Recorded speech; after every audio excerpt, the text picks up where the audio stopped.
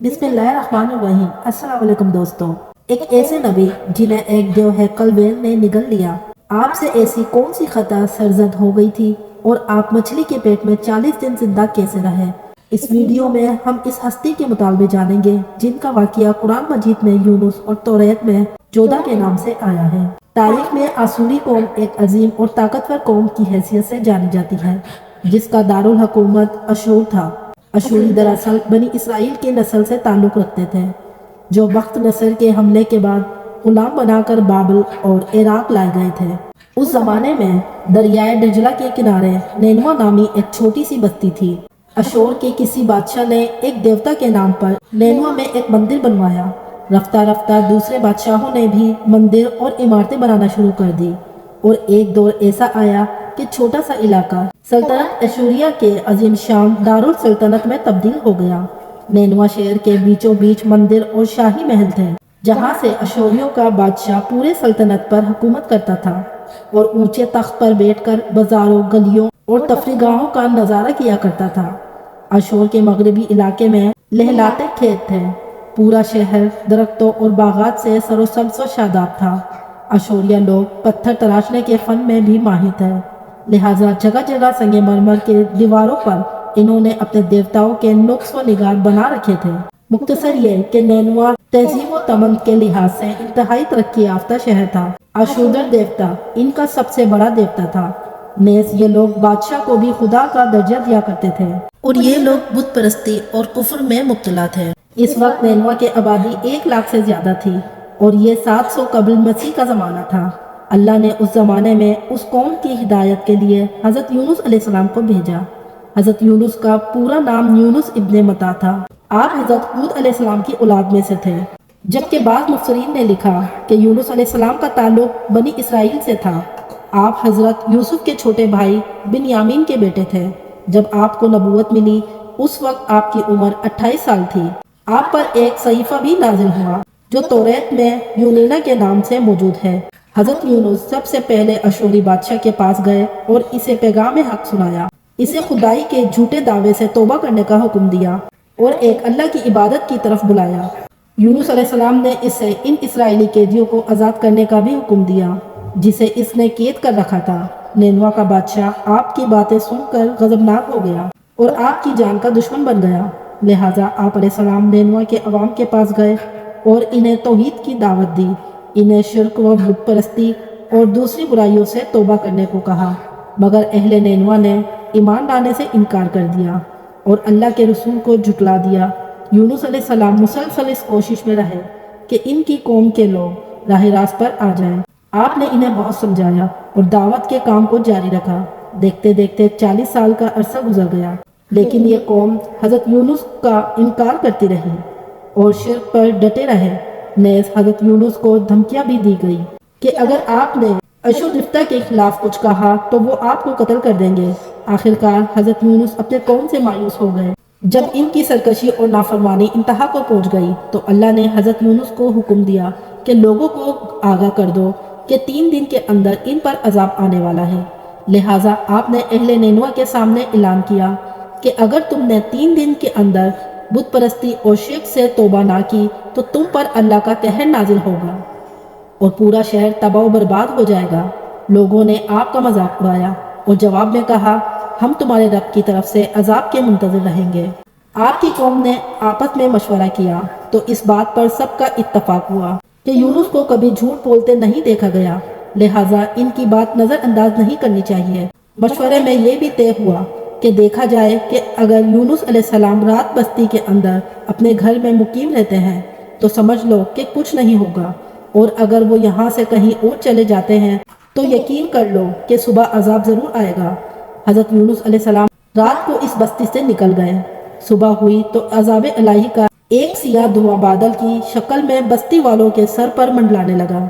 जब वो इसके करीब होने लगा तो इन लोगों को यकीन हो गया कि अब वो सब हलाक होने वाले हैं। दरअसल हज़रत यूनुस अलैहिस्सलाम अपनी कौम से नाराज़ होकर चले गए थे, मगर इन्हें वहाँ से निकलने का हुक्म नहीं दिया गया था। वो अजाब की इत्तला देने के बाद अल्लाह की इजाज़त के बगैर अपना इलाका छोड़ गए थे। आसार अजाब देखकर जब आशूरियों ने तौबा व इस्तग़फ़ार की तो अल्लाह ने इन्हें माफ़ कर दिया اللہ تعالیٰ کسی قوم کو اس وقت تک عذاب نہیں دیتا جب تک وہ اپنی حجت پوری نہ کر لیتا۔ بس جب یونس علیہ السلام نے اس قوم میں مہلت کے آخری لمحے تک نصیحت کا سلسلہ جاری نہیں رکھا اور اللہ کے مقرر کردہ وقت سے پہلے وہ خود ہی ہجرت کر گئے تو اللہ کے انصاف نے اس قوم کو عذاب دینا گوارا نہ کیا اور انہیں معاف کر دیا گیا۔ جب یونس علیہ السلام فرات کے کنارے پہنچے تو ایک کشتی کو مسافروں سے بھرا ہوا پایا۔ حضرت یونس کشتی میں سوار ہو گئے اور کشتی نے لنگر اٹھایا۔ پورے دن میں کشتی سمندر میں سکون سے چل رہی۔ اچانک اونچی اونچی لہریں اٹھنے لگی۔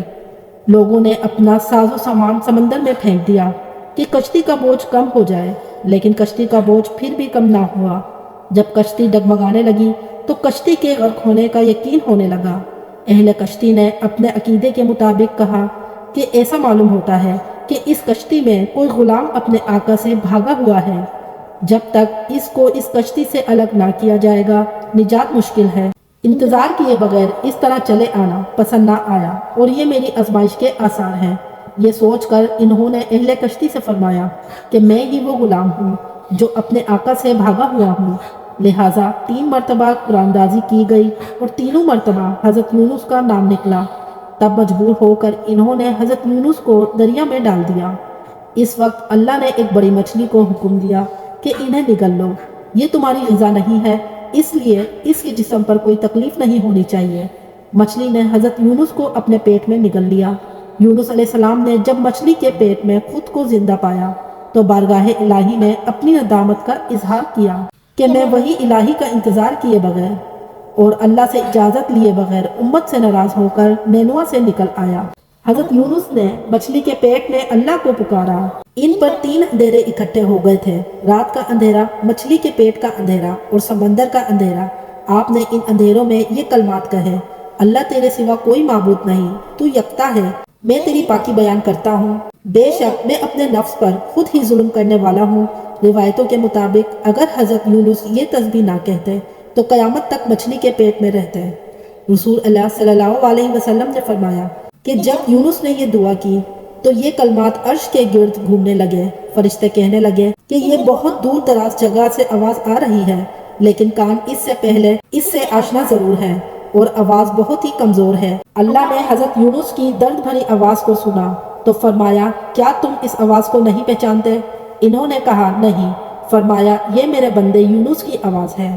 فرشتے نے کہا: یہ وہی یونس ہے جس کے پاک عمل قبول شدہ ہر روز تیری طرف چڑھتے تھے۔ اے اللہ، مصیبت کے وقت اس پر رحم کر۔ تو اس وقت اللہ نے مچھلی کو حکم دیا کہ وہ آپ کو بغیر کسی تکلیف کے سمندر کے کنارے اگل دے۔